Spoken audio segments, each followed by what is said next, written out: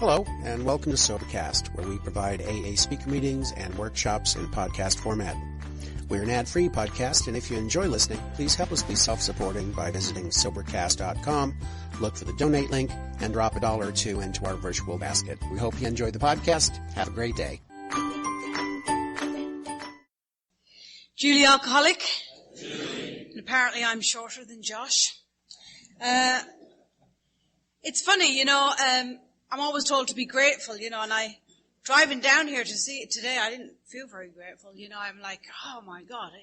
I left my house at like 2:00 and I got to where we were going at like 6:00, and I was so frustrated by the time I got there and had to get some food. And I suddenly realized I was hungry, I don't know if it ever happens to you guys, but my mood shifts when I'm hungry, and then I don't realize I'm hungry. I think you're being an idiot.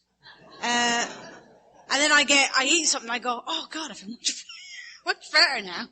So luckily for you lot, I've eaten. So the accent is Irish, and, I was raised in this, home. My mother had 13 children. I know. Imagine how I felt. And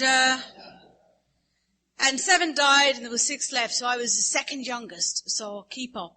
Right, so that's, and it was crazy. It was a crazy house, And my mother really should have never had any children. She really hasn't got a maternal bone in her body.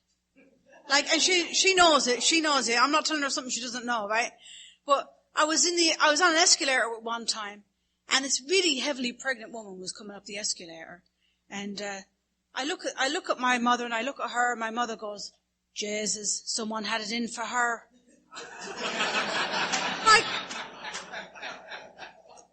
And I said, well, maybe she wants to be pregnant, Mammy. And she looked at me horrified. She goes, Julie, nobody wants to be pregnant. So, I know there's a girl here pregnant tonight, so I'm sure your case is different.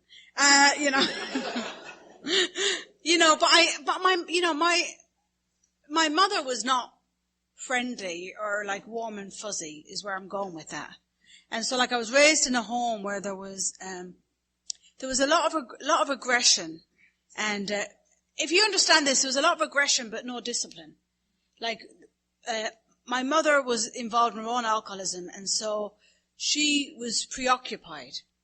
And she was involved in some criminal activity. And as long as we didn't bring the cops to the house, we were sweet. Education wasn't important. My father was illiterate. My mother's semi-illiterate. My mother was married at 15 and had a child every year for 13 years. So, a very smart woman, but no education. And so, these things weren't important. And so I just kind of did what I felt like doing. And I often think that, I went home to Ireland, to live 8 years ago, and I realized that as an adult, the Irish naturally are so undisciplined. They'll go, I was saying earlier to somebody, I'd take a day off of work because a guy would be coming to do a job, and I'd say, where are you? It's 12:00. And he'd say, Jesus, was that today? Oh, sorry, love. I'll come tomorrow. And I'm like, well, no, I'm not taking tomorrow off. I've taken today off. Oh, don't be getting yourself upset. So I realized, what? So, as a nation, we just do what we feel like. And the reason I share that is that when I got sober, I just lacked anything to do with commitment or discipline. And if you've been sober longer than 5 minutes, you know that it takes a little bit of commitment and discipline if we're going to do the deal. And, that was totally alien to me, and took me a long time to get there. For me,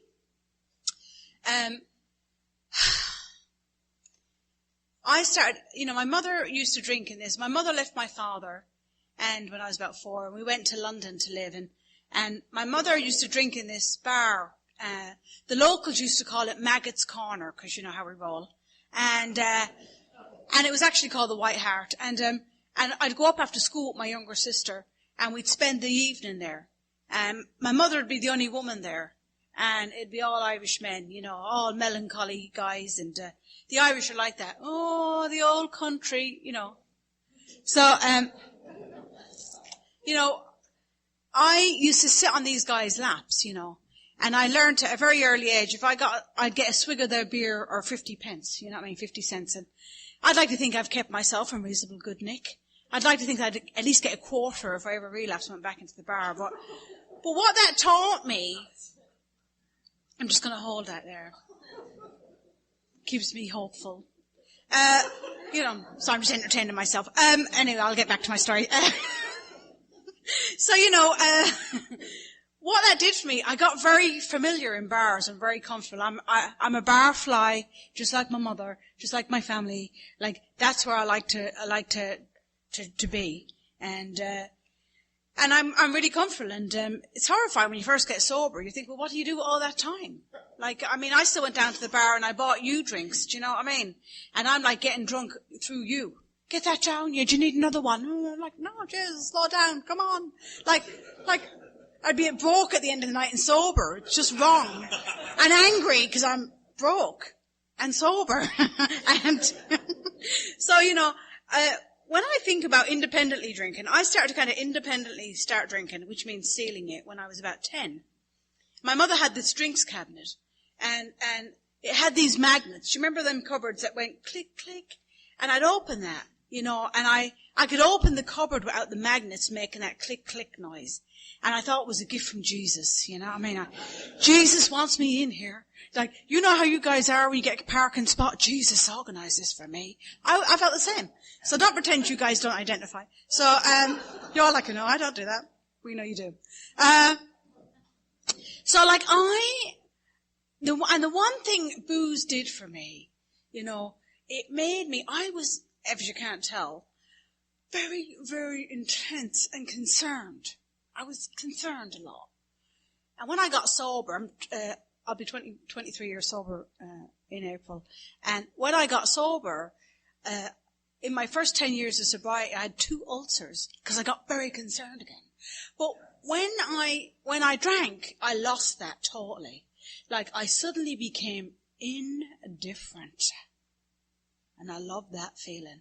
Like, I wasn't interested in your sad little life and your sad little, whatever. And I loved that. And so that tension just rolled off me and I started to become super indifferent. And, my mom used to, smuggle over poutine. You guys call it moonshine. But she'd smuggle over poutine, is the Irish, right? And she'd put it in, those, holy water bottles, the Blessed Virgin Mary, you know how it is. Like you put the water in, you're feeling a bit queer, you bless yourself. I did that quite a bit. And, anyway, my mother used to pour out the holy water and she'd pour in poutine because it's a clear liquid. And she'd have all these statues going through customs from Ireland to England. She'd have all these statues lined up in the back of the car. It looked like full of holy water. And all these children in the car. And she just looked somebody who was like super religious. Do you know what I mean? They'd be flagging her through. And so anyway, she'd put these statues of Mary in that little bar that I got to open. And when my mother had be gone out, which she was daily, my mother was a daily drinker, same as I was, I'd open that cabinet and I'd try find the crown on Mary's head. And then I'd take Mary down, I'd screw the head off Mary, I'd have a swig, and I'd put Mary's head back on. And right?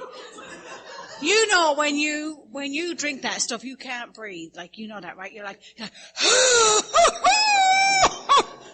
like if rays are popping out, but it's going to be weird. I mean, it is sweet once that initially not being able to breathe passes. You're in the zone. And like I'd put Mary back up in the cupboard and I'd be delighted with myself for like 20 minutes. I'm like, oh, that's grand now, lovely. And I'd smoke some cigarette butts or some old cigar butts. And I'd be delighted for myself. About 20 minutes later, I'm like, wonder if Mary's still in the cupboard. Back over to Mary. And my drinking was off and running. Like, I love booze. I felt so arrogant and so indifferent in booze. And I don't know about this invisible line business, right? I just know both my parents are alcoholic, but still drinking. My mother is anyway, but, I don't know about this invisible line business. I never really had an invisible line. Once I started drinking, that was it. I was off and running, like the obsession. When I'm not drinking, I'm thinking about drinking. And when I'm not drinking and thinking about drinking, I'm getting over drinking. That's how it was until I got sober at 24. And so, like, there's always booze in my house. And I started to drink at school.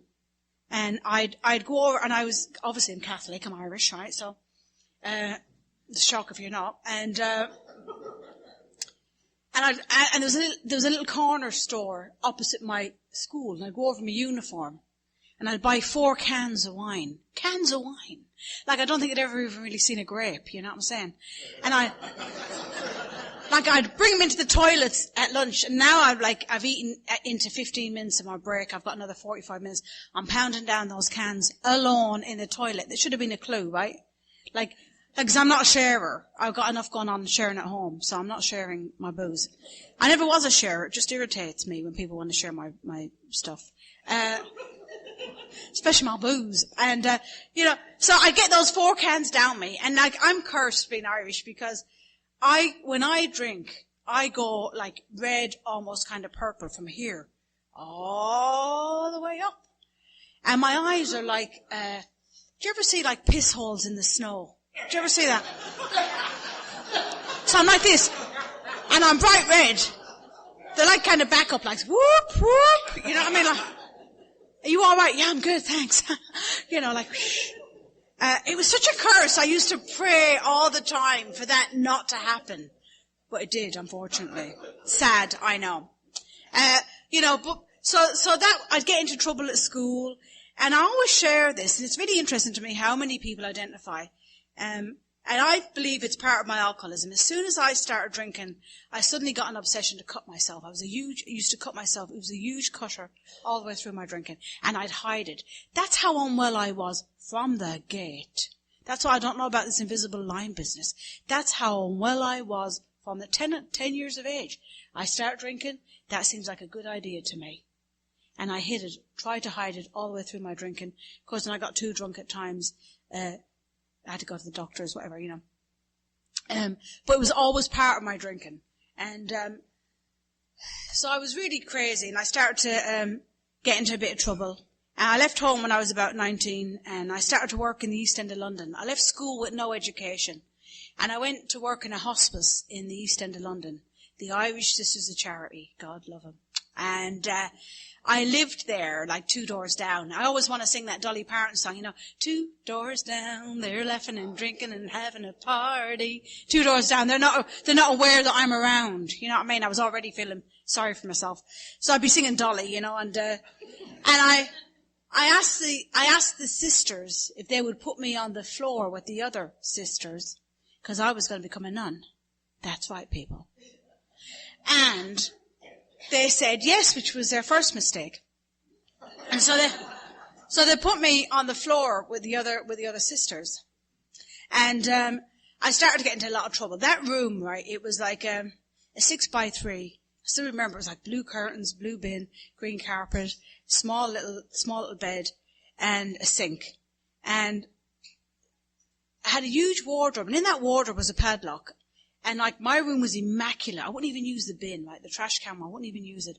And I would have up at the top my booze and my blades, and then my clothes would be thrown in the bottom. And that's how I lived. But like it looked immaculate, like you could eat off the floor. But that cupboard really represented me, and nobody was going to get to see that. And so my drinking took off. I started to drink more and more, and I was leaving the unit to drink this.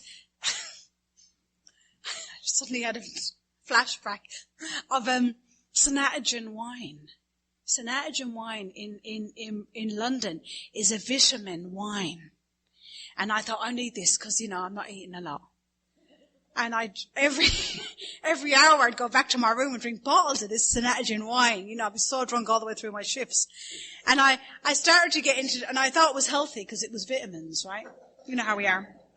And I started to get into a lot of trouble. And people would be dying because it's a hospice. And I'd say to the other Irish girls who were there, yes, I'm so sorry, do you want to go for a drink? Like I'd be homing in on girls who'd be upset that someone passed away. And I'm like, oh, do you want to go for a drink?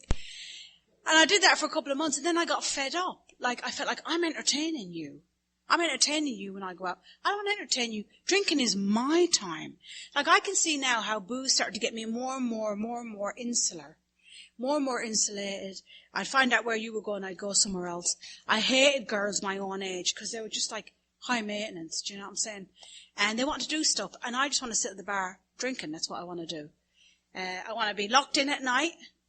After closing hours, they lock you in and you help clean the toilets and the ashtrays, and they keep you in there until 3 a.m. because I worked in the hospice and the police station was right there. We'd all be in there drinking until 3, 4 o'clock in the morning.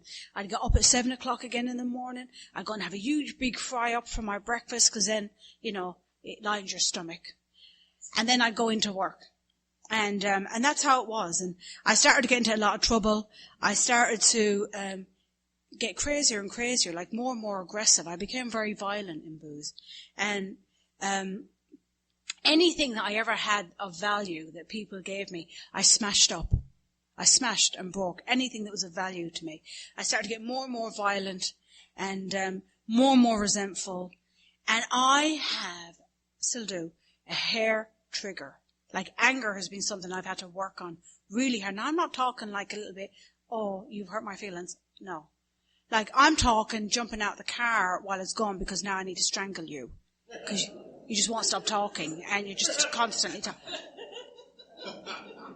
Like, whoo, that was so hard.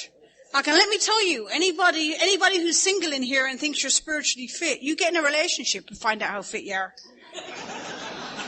Because when you add sex to the mix, it's on. Theory is a lovely thing. I have sponsees who live alone. And I go, theory is a lovely thing. When you start, you want to know how well I am, ask my partner. Right? That's how it is. That's how it is. But, so for me, I was getting into a lot of trouble. And I used to, I'd be in my room drinking and cutting myself, and I'd be singing Guns N' Roses, turn around, bitch, I got use for you. Besides, you ain't got nothing better to do, and I'm bored, and I'm crazed in the room, like, yeah. Like, I'm alone. Like, I never needed any siblings, really, but, and Sister Anne, God love her, would be tapping on my sister Anne, and she'd be like, Julie, love, are you okay? And I'm crazed in the room. Like purple, eyes are out. I'm like, crazy. And I started to get into a lot of trouble. And I used to, at night, we'd put all our trash cans outside the door, right? And I'd put all my empties in Sister Anne's trash can. She was like,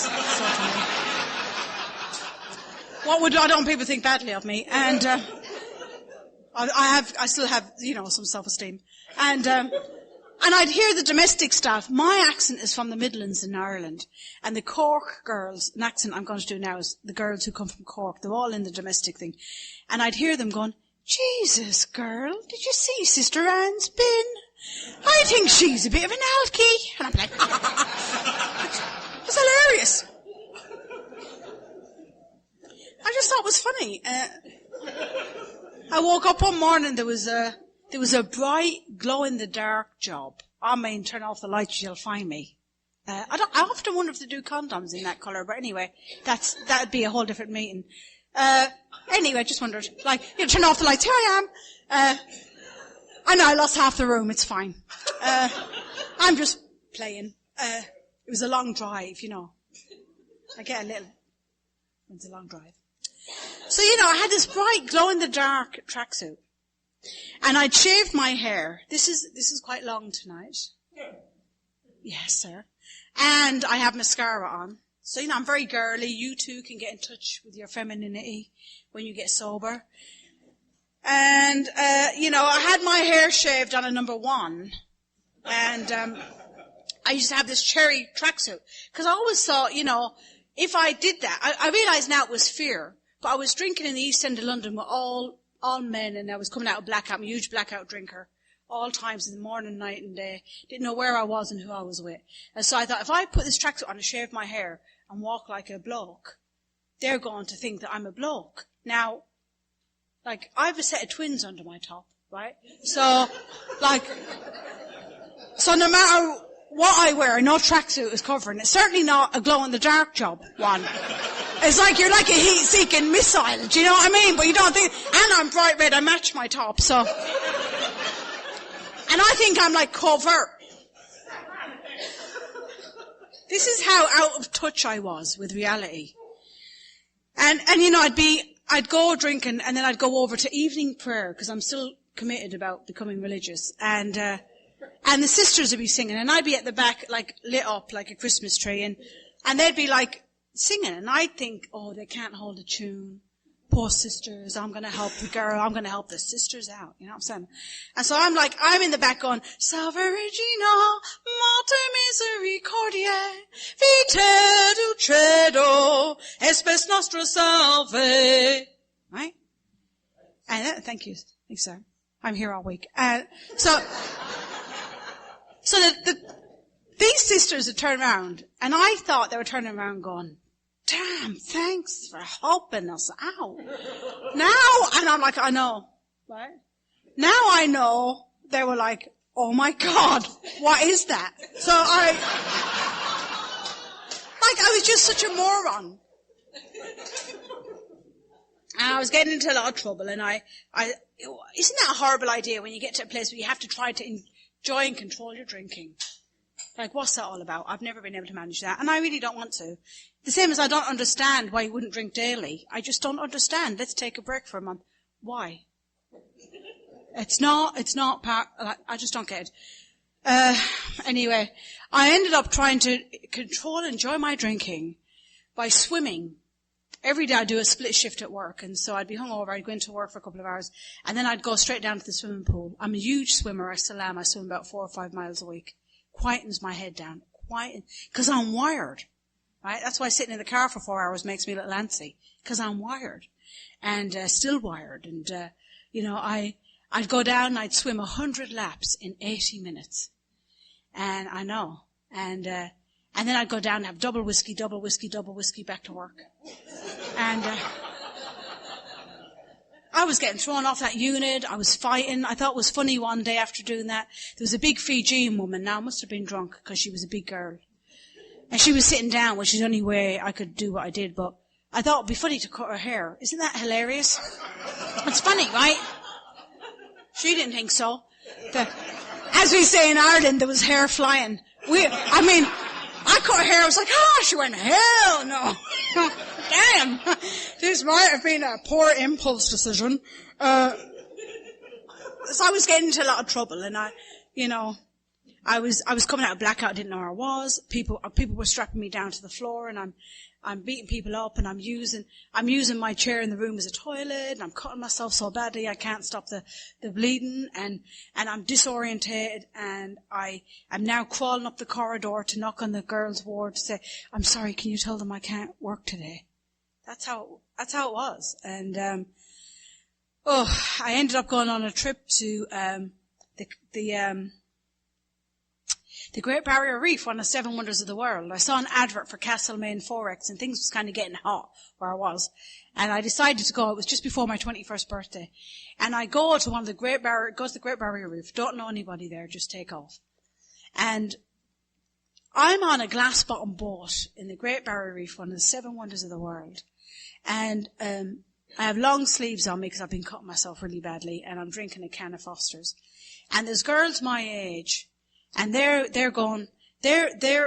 wandering along and they're like, there's girls my age and they're like, oh, let's go snorkeling, right? And I'm thinking, look at those silly cows. Look at them. Aren't they pathetic? Now the truth was, I'm sitting there with cuts all up my arm, so I can't get in a bikini, and I felt bad about my body. Now I look at pictures when I was 20, and I was banging. You know what I'm saying? But at the time, you don't think you're banging, right? I'm like, oh my God, I'm so fat. Like now I'd kind of like that body back, but you know, that ship has sailed, and it's left the port, and you know, and I'm taking their inventory, but I am taking pictures of that beautiful can of Foster's. Because let's face it, it's a good looking can.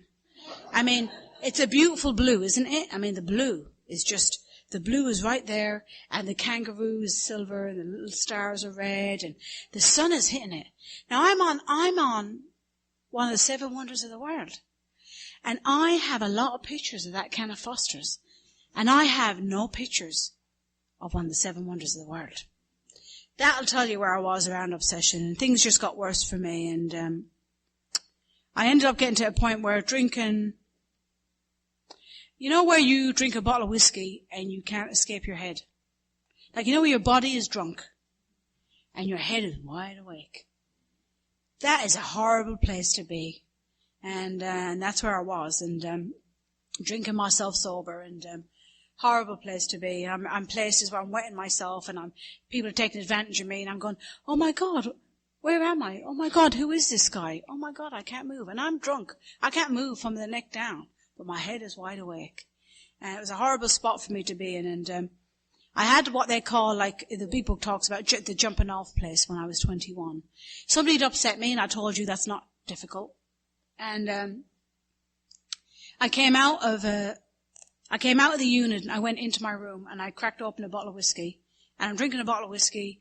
I'm looking out the window, and I'm singing Patsy Cline, you know. Today I sat alone at a window. I don't want to play house. No, I don't want to play house. Like, I'm crazy. I'm getting myself all wild up. I'm drinking this bottle of whiskey. I go over to the sink, and I cut myself really badly. Boom. And I'm suddenly struck sober. And I realized I can't live with booze, and I can't live without it. And I picked up the booze and drank for another 3.5 years. And my last drink, I was 24 and a half. And it was in April in 1993. And I was living in a convent, a retreat centre by the Ursuline nuns. And it was all going to be different. I wasn't going to drink anymore. I wasn't going to hurt myself. I was going to get spiritually fit. It lasted 2 days. 2 days is what it lasted. And they called the doctor out to me. It was a horrible 9 months for those women. And my last drink, apparently, in blackout, I went into the chapel and I told Sister Anwar to go in front of 60 young people. And I'd cut myself, so I was bleeding all over the carpet. I don't remember any of it, but I remember when I woke up the next morning. I took inventory of my room. The room was all smashed up. I was throwing up. I was bringing up blood. And I'm on my knees in the toilet, and I decide to kill myself because I know I'm a loser. And I don't say that lightly. I was a total loser. I'd never paid a bill or worked anywhere that they didn't take all the bills out first and then give you your money, right?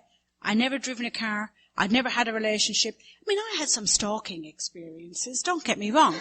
I mean, I like a good obsession, same as the next person, especially when I'm in charge of it. But I'd never had a relationship, and I was terrified of people, and I knew I was a loser. I was. And so I made a decision to kill myself that morning, and I went upstairs. I'm drinking some hot water. It's what I always drank when I was hungover. And there was a guy there, and it turns out he was an Irish guy, and he was sober 9 months in Alcoholics Anonymous, and he'd seen me perform the night before, and so he 12-stepped me that morning, and I just made a decision to kill myself, so, you know, what do I care? And the only reason I listened to him was because he was Irish. Because I thought that was the problem. I thought it was because, you know, everybody else I lived with was British, and we know the British are kind of anal, right? Like, not like the Irish, like we like to have a good time, you know what I mean? Let our hair down a little bit. It's cultural. And he 12-stepped me, and he brought me to my first meeting of Alcoholics Anonymous, and it was on a Wednesday night in London. It was an 8:30 meeting on Wednesday night, and I hadn't had a drink for 4 days, and that was the longest I'd ever gone without a drink. 4 days. And he brings me to this meeting. It's a really small meeting, and it was so smoky. It was anonymous, you know what I mean? It was like you couldn't see your hand in front of your face. People swearing and carrying on. Some guy was selling t-shirts out the back of his car, you know what I'm saying? I got one. Keep coming back, you know. So, I don't know if I identified, and I didn't know if I was alcoholic. I just knew that when I drank, I couldn't stop drinking, and I was in trouble. And I could never finish anything, I could never achieve anything, and I never showed up for anything. And I was totally unemployable at this stage. They let me stay in the convent there, because I really couldn't hold a job. I was crazy, and I was fiery. Like, I was fiery. You know, unpredictable, I think they call that. And so I went to this meeting, and the woman gave me a big book and wrote her name in it, and I'm immediately suspicious. Because, you know, like the men are much more friendlier than the women, and probably more malleable, which is what I like. And the women, and she was she was nice to me, gave me this book, and she told me to call her. And I wake up the next morning, and I never thought like I've arrived or I'm home. I just knew that I was in trouble. And I didn't understand. I saw the big book talks about this in a wonderful way. It talks about being befogged. Befogged. What a great, I don't know what's happened. I've no clue. I'm totally befogged. And so Diane, that woman who gave me that book, what do they always say? Be careful how you treat a newcomer, because one day they could be your sponsor. And it turned out I wouldn't have stayed sober if it wasn't for Diane. And when I was about 2 years sober, she relapsed. And when I was about 5 years sober, she asked me to sponsor her. So, I would have never stayed sober. She was kind to me. And let me tell you, I was not likable. I know you find that very hard to believe. I was not likable. I mean, I was abrasive. I was aggressive. I was, I didn't know how to speak to people. And I was super judgmental. And couldn't hear anything. And I ended up, I started to walk to these meetings in my cherry tracksuit. I'd walk to these meetings, right? And it was a 2.5 hour meeting walk to this meeting. I have sponsees now won't walk around the corner, for Christ's sake, and it's California. I'm talking London, right? So I'm walking, and this is my first experience of any kind of discipline at all. I'm walking about 3 months sober, and as I'm walking, these cars are tooting their horn, and I'm flipping the bird. Because I'm like, they want a piece of this, you know what I'm saying? Right? Now I know that nobody wanted a piece of that, right? But at the time, I thought they did. And so, I'd get to the meeting, and these guys would say to me, Jesus, Julie, I saw you, walking. And I tooted the horn, I was going to pull over, and you flipped me the bird, and I thought, well, feck her, let her walk. And I was like, I was suddenly embarrassed, and I said, my first experience of having to practice something different. Not automatically just doing whatever I felt like. Because when I was drinking, I would tell you what I thought of you, and then I wouldn't give you an opportunity to respond. I'd go, shh, don't speak, you'll spoil it. And I'd walk off. Just walk off and leave you standing there did that just happen? So this is my first experience of people challenging me. Hey, what was that about? And so I had to start to practice that, and then I'm not really a joiner. I've always really struggled with being a joiner. And I've learned in the fellowship, I used to think that people were taking advantage of me. I'd go to a meeting and people would say, can you help put the chairs away? And I go, well, I've put my chair away. And I'm serious. I didn't understand this business of altruism. And then they'd say, well, could you help, pick up the ashtrays? I don't smoke. Well, could you help with I don't drink hot beverages, which was a lie. I did, but I didn't want to help them. I had this problem of committing to anything. I was really worried. I don't mind helping you out tonight because I'm here. What's that now? What? You want me to commit? What's that now? A year? In England, it's a year. A year? A year? No. Sorry. I don't mind helping you out tonight, but what about something better comes along next Friday? And, then I'll be resentful that I have to be here because I committed, and then I just can't come back here anymore. No, it's just way too much trouble. So I would never commit to anything. I was terrified about committing to anything, and I started to learn in the fellowship that that gets kind of lonely. My attitude was really poor, and I just kept you at arm's length, and my behavior hadn't changed. My attitude was still arrogant, and I went through this thing about. When I first got sober, I was either really, really rageful or really, really depressed, nothing in between. I was either here, and I was intense. People would say to me at the house, morning, Julie, how are you? I go, oh my God, this happened to me when I was 5. People are like, Jesus, I was intense, and I was a hostage taker. You asked me how I was, and I was going to tell you everything. I'm reading my journal to you, you know what I'm saying? If I had one. Which I didn't because I was too undisciplined. I don't want to do that. It's a waste of time. So I ended up, I didn't read the literature. I had a hard time reading and writing when I got sober. I learned to read and write when I got sober. And a friend of mine, who's a nun, helped me with my ABCs. And she showed me how to read a newspaper, and she showed me how to use a dictionary. I didn't know any of that stuff. I had very minimal education. And it started to help me. I started to be able to read in meetings, and I really had a hard time reading out loud. I love when I hear people struggling reading out loud now, but they're willing to do it. It's so hard. But I started to do that. It started to make me feel a little bit better.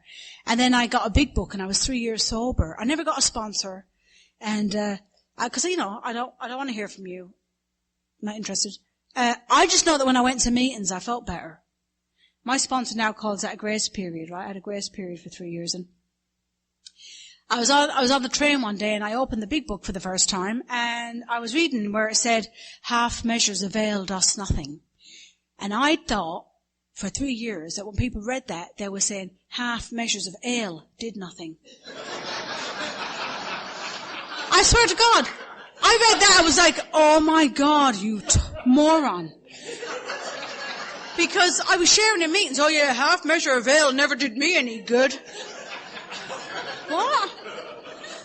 So, that kind of thing, I started to kind of do a few things around here. I started to kind of get involved in a few little commitments, even though they terrified me. I started to go back to school, which was very new for me. And I'll tell you what happened to me. I got involved in a relationship that I'm still in. We're married now and been together 21 years. And she's also in the fellowship. And, I was in my house and she said something I didn't like. And I kicked the door in her face. Yeah. Now I can sound good in Alcoholics Anonymous and I can put it on, but what am I like when no one's watching? Right? Character is built in the dark. And here I was professing to love somebody, kicking the door in the face. I didn't appreciate their response. Like, I'll tell you how I want you to respond. Like that kind of rage. And I looked at her and she started crying and I slid down the wall. I was horrified. And I got a sponsor. I was humiliated into getting a sponsor. And beaten into it. I got a sponsor. I started going through the steps for the first time, about 3 years sober. And let me tell you that I always thought I was the pursued and not the pursuer. I always thought I was the victim. I always thought, and trust me, there was a lot I could complain about. I had it rough. But it's like, I always thought that I was just protecting myself. So I justified that all the way through my life. And what I found was, when I did a step 4, I was totally indifferent to people. My first step 4, there was 10 people in it. 10 people. I told you how many siblings I have. There was 10 people. Why? Because I'm indifferent. I'm indifferent to you. I'll pretend we're friends. You give me your number, we're best buddies, and then I throw that number away as soon as I'm left and gone. I'm indifferent to you. You don't touch me. And indifferent. And didn't care for people and had a hard time caring for myself. And I wanted perfection the same as you want perfection, and I'd tell you. I was really unlikable. In fact, my wife is very kind. And people would call and they'd say, oh, is Hilda there? I'd be like, oh, how are you? And they go, well, actually, I called to talk to Hilda. And I'm like, oh. Nobody want to talk to me. But my first experience of the steps working for me, I looked at, my relationship with my mother and father. And I resented both of them. And trust me, there was a lot to resent. And I resented both of them. And I started to look at what kind of daughter I was. And I wasn't. And I knew the steps were working. I graduated. I got my first degree when I was 5 years sober. And I was in Canterbury Cathedral, right? And my mother, it was first degree in my family ever. And my mother had flown over from Ireland to Canterbury. And she'd made it. And I knew I was getting well because I saw my mother. The trumpets are blowing. I'm walking down the aisle and I got my hat and gown on and I see my mom. She turns around and she's rough, right? She's hung over a little and she tore back a little bit. And I didn't care. I was delighted that she made it. And I knew she was hung over. She was hung over every morning in my life, thrown up. I woke up to that every morning. And I knew she was like that because she was celebrating me the night before. Oh, my daughter's first degree in the family. Have a drink, right? As we do, how we are. And it really felt like that was the first experience of the steps working for me. Now, my father was a different experience. It was a lot of my experience with my father, when I first got sober, I thought people were like, oh yeah, we only have one mother and one father and we should really make every effort, blah, blah, blah. And I tried. I'd made a decision about 5 or 6 years sober not to have anything to do with my father. I realized that my father was too unwell to meet me anywhere. Mentally, he was very unwell. And that was really hard. I kept putting myself in there. And between outside help and my sponsor Or like, I don't feel, when I did the steps, I hated them. When I did the steps, I kind of felt numb. And that was good enough. And he had a brain aneurysm when I was 9 years sober, and I went home to Ireland eventually. And I went, and I was so sick I wanted to drink. I was terrified to face my father. And I faced him, and I went into the hospital, and he was fast asleep, and the anger came up in me, and I was surprised by that. So I went to a meeting that night, and I shared about it. And somebody said, why don't you read page 552 of the big book? And so I did. And it's about, praying for somebody, that you're resentful at. I went the next day, and I allowed my father to hug me. I wiped his mouth. He was dribbling. He'd had this brain aneurysm, and it was just, went to the garden. We had nothing to say. I went to a meeting that night, and I did the same thing. And I went back the next day, and I told my father, I'm not gonna see you anymore now. I'm leaving. I'm going to California to live, and I won't see you anymore. And it was so hard for me. And he started to cry. And he just says, I'm going to miss you now. And I said, yeah. And I left. And I went into the chapel there, and I just cried for about an hour. I felt like such a relief. It was probably one of the hardest things I've had to do in my sobriety, but it was such a big relief for me. Like 9 years it took me to get to that point. And so it's not my time, it's God's time. Like I'm not bullying my way through any of this stuff. It's God's time. I just get to lean into it. And I went back for my father's funeral. He passed away 4 years ago, and I went back for that, and I'm totally at peace with that. And the beautiful thing about it, because I take direction, is that I didn't have to explain myself. Like my brother was like, oh, we weren't expecting that. Why wouldn't I be here? I don't have to explain my business to you. Like I know what I'm at. I know what I'm at, and I'm solid in that. And I was able to attend the funeral and be respectful and show up. And I went to the graveyard that day, and I brought some biscuits, that my father used to love. And I put them on the grave, and I felt like my father was saying, Jess is my favourite. And I felt like I had a conversation with my father, and I just cried the whole time at the graveside. And it was a very healing experience for me, and I don't regret that. But sometimes, I thought I was going to have to keep going at that and going at that. That wasn't the right thing for me, and I have no regrets about that relationship at all. I'm totally free from it. For me, I've been somebody who's been very driven sober. I didn't know that about me. Like I sat on a bar stool and wet myself. That's what I did. Like I was unable to work when I drank. Like I don't do anything when I drink. I drink. That's what I do. And sober, I've been able to get 4 degrees. I got a doctorate 2 years ago, and I've been able to, I didn't know that. I built a career for myself. I've built a life for myself. I've been in a relationship for the last 21 years. We have a decent relationship. We're kind to each other. I've been able to extend myself to other people. And that's been really powerful for me. To extend myself to other people has been really powerful. And I want to say this. I had this experience when I was at home in Ireland, and my wife really had a hard time, and she left and came back here, and I was on my own. And it was a very painful time for me. I was in this big house on my own, and I was praying. And there's a woman there who was really, really unwell, had other outside issues, and nobody wanted to sponsor her. She asked me to sponsor her. And I was like, Jesus, I know I prayed in the morning for you to help a girl out, but this is a lot. And so of course I said yes, because what's the point in praying if I say no? Yes is always the right answer. So I say yes. And she was so I'd go and pick her up, right, in the mornings. I'd go and pick her up, and I'd be crying all the way there, because I'm in my own kind of little crisis going on, and I'd bring her for coffee, and I'd say, what do you want to drink? And she was so damaged. She'd go, oh, I don't care, anything you want. She couldn't make eye contact. So every week I got her the same thing. And I tried to interject the steps, but she was so unwell she couldn't. And then I'd go to a meeting with her, and I did that every Friday for a couple of months, 3 months or something. And one night we're sitting in the car, and she said to me, can I tell you something, Julie? And she was a much older woman than I was. And I said, of course you can. And she said to me, when I leave meetings, I go home and beat myself with a wooden spoon. And I started to cry in the car.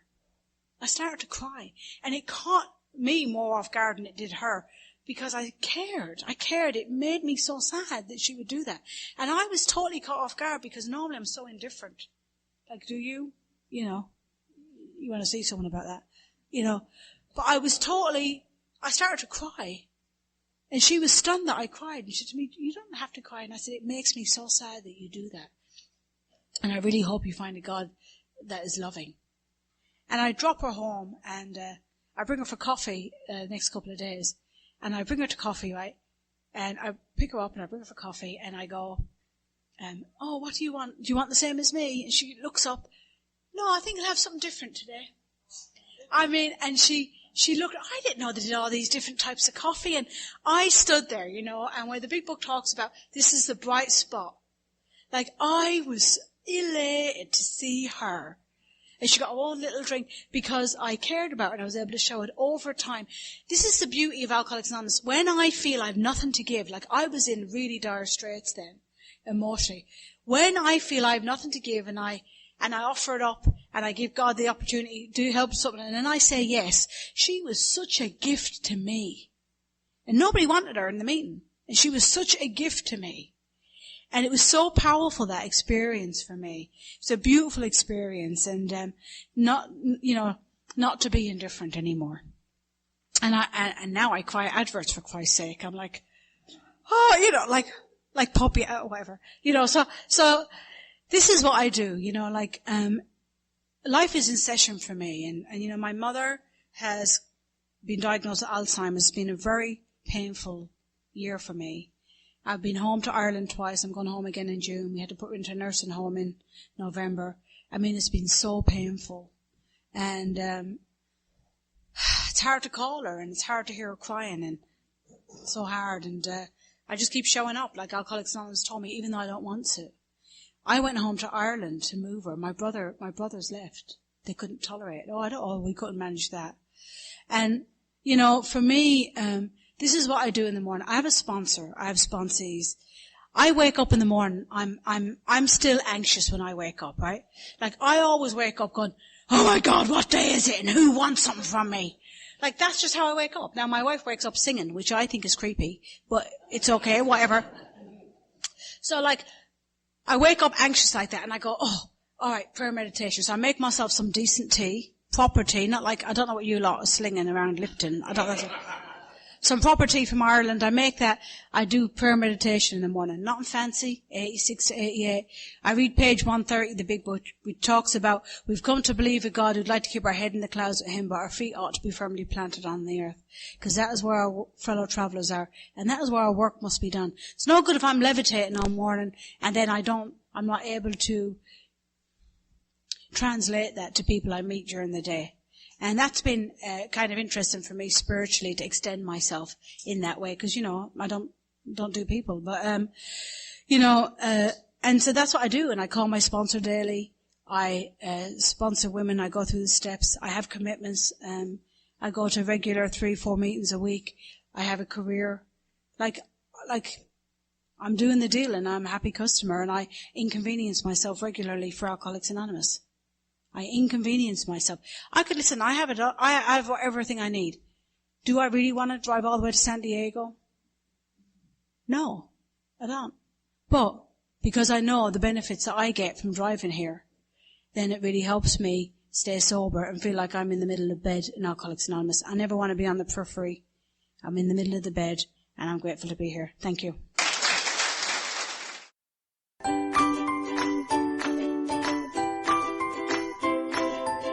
Thanks for listening. I hope you enjoyed the podcast. Sobercast is ad-free, and we'd like your help in order to keep it that way. So if you'd like to help us be self-supporting by pledging $1 or $2 a month, visit Sobercast.com and look for the donate links. Thank you very much.